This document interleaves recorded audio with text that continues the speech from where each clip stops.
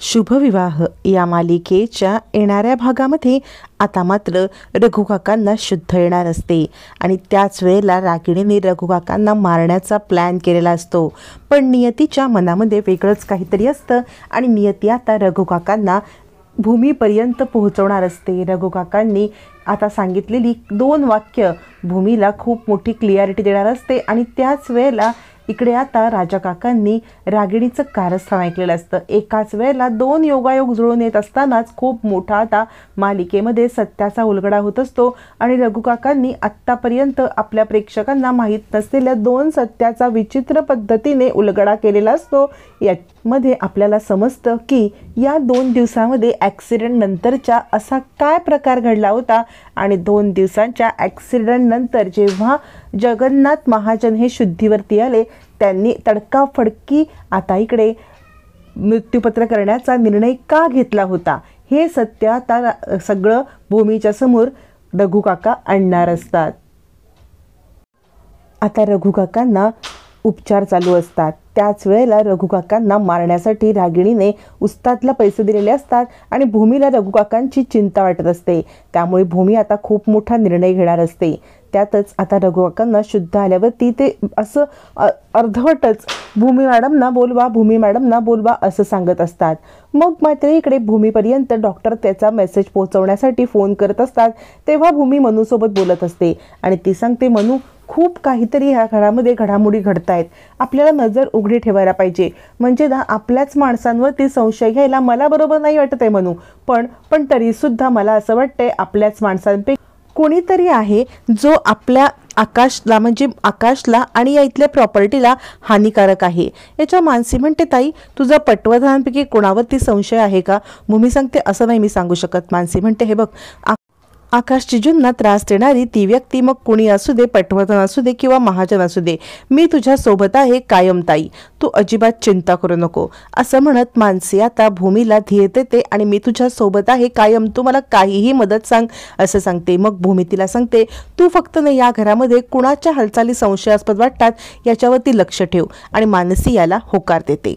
त्याच वेळेला भूमीला आता रात्रीच्या वेळेला हॉस्पिटलमधून फोन आलेला असतो की रघुकाकांना तुम्हाला भेटायचं आहे। भूमी दुसऱ्या दिवशी सकाळी रघुकाकांना भेटायला जायच्या आधी पुन्हा एकदा त्यांच्या रूममध्ये येते आणि ती जी ठेवलेली फाईल आहे ती फाईल घेऊनच जाण्याचा विचार करते, जेणेकरून रघुकाकांना जी माहिती असेल ती माहिती आणि मृत्यूपत्रामधले काही घटना या घटना भूमी त्यांना विचारू शकेल। मग भूमी ती फाईल घेऊन आता रघुकाकांना भेटायला निघणार असते। काही जाताना तिला ज्या फाईलमधल्या गोष्टी समजत नसतात, 2 दिवसामध्ये का ते मृत्यूपत्र तयार केलं किंवा असे क्लॉज का ठेवले, या सगळ्याची उजळणी करत रघुकाकांना काय विचारायचं त्याची एक नोट काढत ती निघते। तोपर्यंत रागिणीने इकडे आता खूप मोठा सकाळी गोंधळ केलेला असतो। रागिणीला ते मृत्यूपत्र काहीही करून हवं असतं, कारण ते मृत्यूपत्र जोपर्यंत मिळत नाहीये तोपर्यंत आता भूमीला या सगळ्यातून बेदखल करणं हे खूप कठीण जाणार असतं। याच्यावरती रागिणी आता सगळ्यांना एकत्र बोलवून सांगते, मला असं वाटतंय आपण ना त्या मृत्यूपत्राचा सगळीकडे शोध घेऊया, सगळीकडे ते मृत्यूपत्र शोधूया।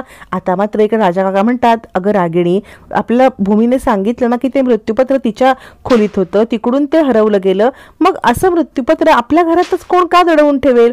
ज्या व्यक्तीला भूमीला ही प्रॉपर्टी मिळवून द्यायची नाहीये ती व्यक्ती ते सगळं मृत्यूपत्र काहीतरी फाडून किंवा त्याची विल्हेवाट लावणार ना असं म्हणत राजा काका खुलासा करतात। आजी म्हणते, हो मला सुद्धा हे म्हणणं पटतंय, पण भूमीला मात्र आता रागिणीवरचा संशय अधिकच बळावत चाललेला असतो।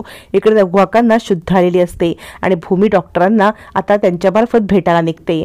भूमी रघुकाकांना भेटायला निघते त्यावेळेला रघुकाका भूमीला फक्त आता काही गोष्टीच सांगतात। तेव्हा भूमी सांगते, रघुकाका तुम्ही न फार काही बोलू नका, तुम्हाला जे बोलायचं आहे ते खुणेने सांगा। त्यावरती प्रशांत सांगतो, त्यांनी न सकाळपासून तुला भेटायचा ध्यास धरलाय, तू खूप उशिरा आलीस ताई। याच्यावरती भूमी सांगते, हो रे, घरामध्ये आत्यांनी खूप मोठा गोंधळच केला होता। याच्यावरती प्रशांत म्हणतो, तुला काहीतरी यांना सांगायचंय।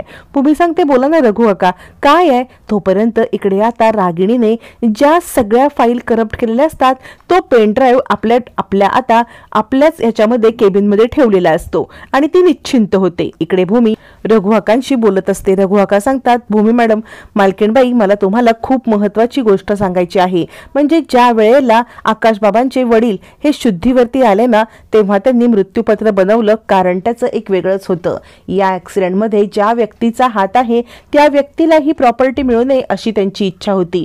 आता भूमी विचार करायला लागते, त्या व्यक्तीला प्रॉपर्टी मिळू नये म्हणजे ती प्रॉपर्टी ओघानेच त्या व्यक्तीकडे जाणार होती. म्हणूनच असं मृत्यूपत्र करण्यात आलं ना, की ही सगळी प्रॉपर्टी आकाशच्या जर काही हे झालं तर दान केली जावी. आकाशला महिन्याला इतकी रक्कम देऊन सगळी प्रॉपर्टी दान करावी. म्हणजे त्यांना काहीतरी अंदाज आला होता आणि या सगळ्या अपघातामध्ये आकाशचा काही घातपात होऊ नये त्यासाठी हे मृत्यूपत्र केलंय. हे आता रघु काकांनी भूमीला खूप मोठा खुलासा केलेला असतो आणि या सगळ्या मागे मालकांच्या जवळचीच व्यक्ती आहे की जिला प्रॉपर्टी जाऊ नये असा रघु काकांनी खुलासा केल्यावरती आता उघड उघड भूमीला रागिणीचं नाव समोर आलेलं असतं. पण भूमीकडे ठोस पुरावा कोणता नसतो आणि तोच पुरावा रागिणीने स्वतः आता ताटामध्ये सजवत भूमीला दिलेला असतो. भूमीला जे कदमांकडून डॉक्युमेंट्स हवे असतात ते डॉक्युमेंट्सचा आता एक पेनड्राईव्ह इकडे रागिणीने तो लपवलेला असतो आणि तो पेनड्राईव्ह आपल्याच केबिनमध्ये ठेवलेला असतो. तिला इतका ओव्हर कॉन्फिडन्स असतो की भूमी काय इथे येऊन हा पेनड्राईव्ह शोधणार आहे. तिने तो आपल्या केबिन मध्ये पेनड्राईव्ह ठेवून विसरून गेलेली असते आणि सगळा डेटा करप्ट केलेला असतो. आता मात्र भूमीला आत्यांवरती संशय असतो. भूमी आता रागिणीच्या केबिन मध्ये येते. रागिणीच्या केबिन मध्ये येऊन तिला कदमांकडून समजलेलं असतं की या डेटाबद्दल किंवा या फाईल बद्दल हे जुने डॉक्युमेंट्स तुला देणार आहे याच्याबद्दल फक्त आणि फक्त रागिणी आत्याला माहिती होतं आणि तेव्हापासून त्यांनी कदमांना राजापूरला पाठवलं होतं. हा सगळा खुलासा होत भूमी आता सत्याच्या अगदी जवळ पोचते रागिणी आत्याच्या केबिन पर्यंत. केबिन मध्ये तिला तो पेनड्राईव्ह सापडतो. पेनड्राईव्ह लावताच भूमीला सगळा उलगडा होतो की या सगळ्यामध्ये अभिजितने केलेल्या सगळ्या कुकारस्थानांचा कच्चा चिठ्ठा हे म्हणजे अभिजितने किती पैसे लाटले, किती पैसे फ्रॉड केले आणि या सगळ्याला रागिणी आत्याने लपवलंय. म्हणजे रागिणी आत्या याच्यामध्ये सामील आहेत. आता मात्र भूमीला अगदी स्पष्ट सगळं समजतं. हातामध्ये पुरावा सुद्धा असतो. रघु काकांनी सांगितलेलं असतं सगळं रागिणीच्या विरोधात असतं आणि अजून एक गोष्ट रागिणीच्या विरोधात घडते. इकडे तोपर्यंत भूमीने प्रशांतला सांगून सिटी हॉस्पिटलमधून रघु काकांना शिफ्ट केलेलं असतं.